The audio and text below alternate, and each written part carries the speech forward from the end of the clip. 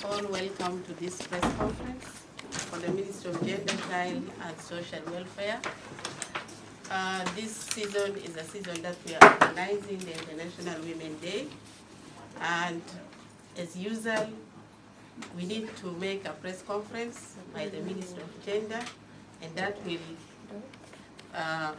kick the ball to the states and to the national. So this press conference will send out a message that we are preparing for the International Women's Day, and we're going to launch it on the 6th, which will be on Friday.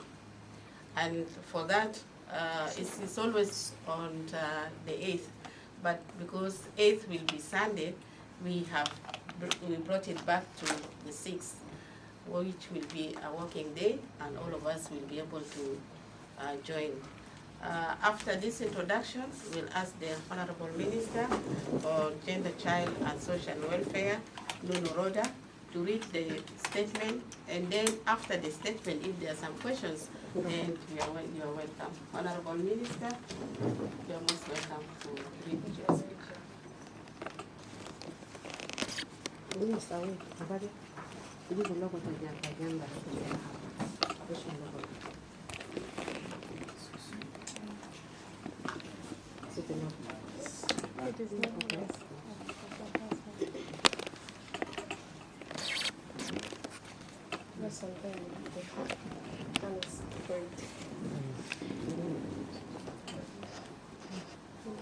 Thank you very much.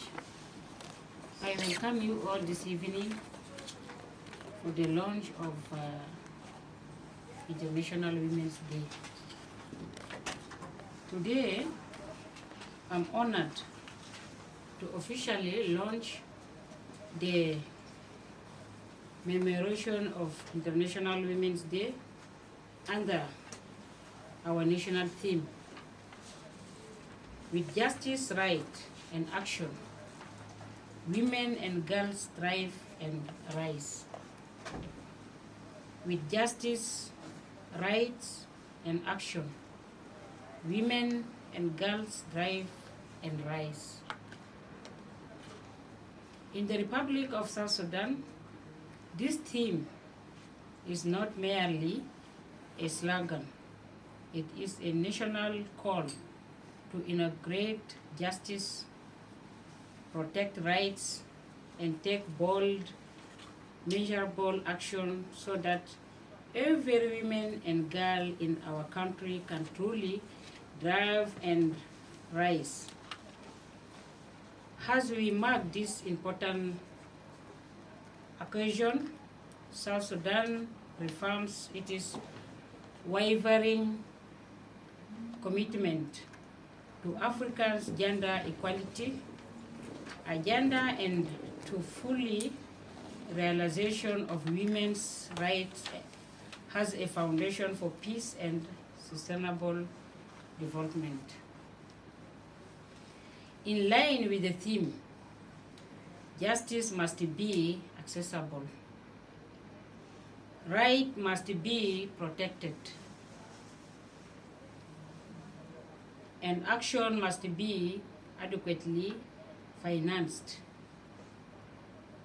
Drawing from our engagement at the African Business Forum 2026 in Addis Ababa, an Intergovernmental Authority on Development Ministerial Conference in Nairobi, and mindful of our national realities, we reiterate the call for allocation of at least 10% of the national budget to gender programming. We underscore the urgent need for innovative financing mechanisms that unlock capital for women entrepreneurs, expand business access, market access, and promote value addition, clean energy, and digital inclusion. When women have access to resources and opportunities, they do not just participate in economy, they lead transformation. With the action at the center of our commitment, we will advance gender-responsive economic growth by supporting women and youth, lead enterprise, strengthening partnership with universities and private sectors, to scale up startup among young innovators, and expanding access to capital market to create decent and sustainable job. Economic empowerment to initially for women and girls to rise with dignity and independence. Justice remains fundamental. We reaffirm our resolve to ensure meaningful and survive center access to justice for those affected by gender-based violence. A strong legal system, support, service, and community accountability. Mechanisms are critical to restoring dignity and reinforcing the right of women and girls. Our commitment also extends to the welfare of children, especially those living on the streets and those associated with armed groups, through strengthening reintegration programs, family tracing, access to education, and a social protection system. We take this concrete action to restore hope and opportunity for every child living in South Sudan. As we launch this year's International Women's Day, let it mark a turning point. Let justice be visible, right be protected, and action be measurable. Together, through unity, accountability, and decisive leadership, we will build a just, inclusive, and prosperous South Sudan where women and girls thrive and rise. Thank you.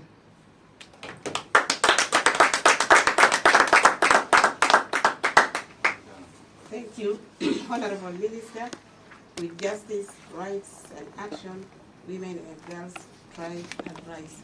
And this is our national theme that will go all over up to the state level. At this time, I would like to welcome, if there is any question addressed to the minister or to the team, you are welcome.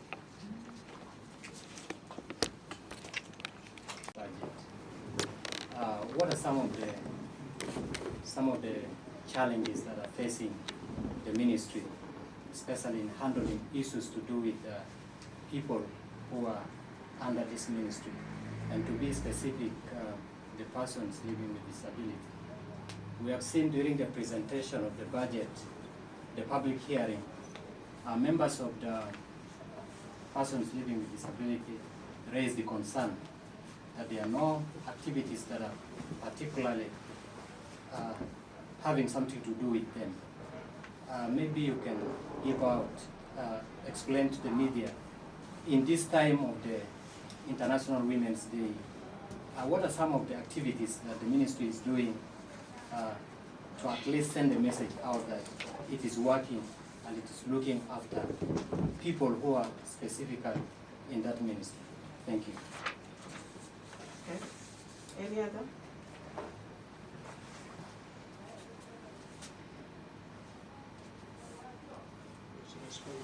Okay, thank you so much. Ministry of Gender is an institution that is mandated to see into that vulnerable groups, as you have mentioned. vulnerable groups, as you have mentioned, the elderly, the disabled, the pregnant mothers, the widows, and the widowers. But unfortunately, the Ministry of Gender is underfunded. And to say that our budget is below the activities that we have planned in our action plan. I don't have the figure, but it is very low. And all our activities, we depend on our partners. If we have partners, we do what we are mandated for in our budget. The government approves the budget, but release of finances is not there. As such, sometimes people blame the ministry that they are not delivering, but the fact is that there is no funding to support the activities of the ministry. And recently people are talking of the street people, street children, but how can the ministry shoulder those responsibilities without funds? These are some of the challenges that we are getting in terms of funding. If there's any addition from my team, you are welcome. Our main challenge is the funds. I think what Jane has said is true. Our main challenge is funding. Most of our activities are being funded by partners. And we always, every year, we have to plan budget. The budget is taken to the parliament for approval. And then, but the money is not being released from the Ministry of Finance. So up to now, we are not able to do our programs as we have planned for. Yeah, thank you very much. As you have heard from the director and deputy director of the Ministry of Gender and Child and Social Welfare, the people living with disability in South Sudan, they have not been budgeted for them because all, as they have said, we are depending on the partners. We have a center in custom. It is Red Cross that is taking care of it.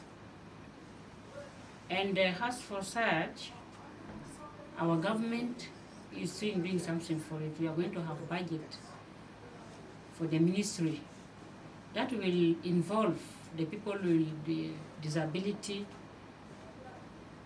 that will also, together with the support of partner, that will make them be busy. But the Ministry of Gender, with the support of partner, they are really trying to help the people with disability and to help vulnerable people. Due to the economy of South Sudan, that is known to all people. But we are hoping that soon it will be changed to the best. Thank you. Yes, you raised Yes, I'm called Abate Simon Godo. I'm for SACDC. My question is very simple. I want to know exactly what is going to be different from this year's celebration that can impact the Ministry of Gender, Child and Social Welfare to really work smoothly compared to the rest of the years. Because we have been celebrating all these years, commemorating it, but the same scenario is going on, the same complaint on funding, the same, what the uniqueness of this year's celebration that actually can bring at least this thing to start. Thank you. Thank you very much. In fact, we are hoping for the best. As I told you, this year we have program with UN Women, we have program with UNFPA, we have program also with UNICEF to find a solution for street children, to find a solution for children who are not in school, to find a solution for children underage who are under arrest. So these are the program that the Ministry of Gender has for this year. Thank you. In addition to that, we are advocating for laws that will help us to achieve justice. And that is why this theme for us is very, very important. When we look at different issues that affect women, vulnerables, and girls, issues of justice are very challenging in this country. But if our laws are in place, we are very hopeful that things will change. And that is the uniqueness of it. We are looking for favorable policies that will address our issues as women, as vulnerable groups. And that is why we are calling for our GVV bill to be passed, and that will help us. Thank you. In addition to that, we are also asking the government to support us to disseminate the already developed policies to the grassroots level. Because we have a lot of policies, we have a lot of laws that we are having in Juba here, and in books. Even those people in Juba, others, they don't know the laws that we have. So we need the government to support us so that we can disseminate these laws together with the Ministry of Justice up to the grassroots level. This is what we are calling for. Thank you. Okay, if there's no any other question, we are hoping that the media will disseminate this launching so that all the people in the nation will receive it, and that we are kicking off on the 6th, and that will be in Nyakuran Cultural Center. And in Nyakuran Cultural Center, we have a number of activities that will be presented or performed by our vulnerable people. As you said, we want to involve them in everything that we do, and also our government dignitaries will be there to see that we send out the message. I thank you all. Thank you so much for coming and taking this coverage.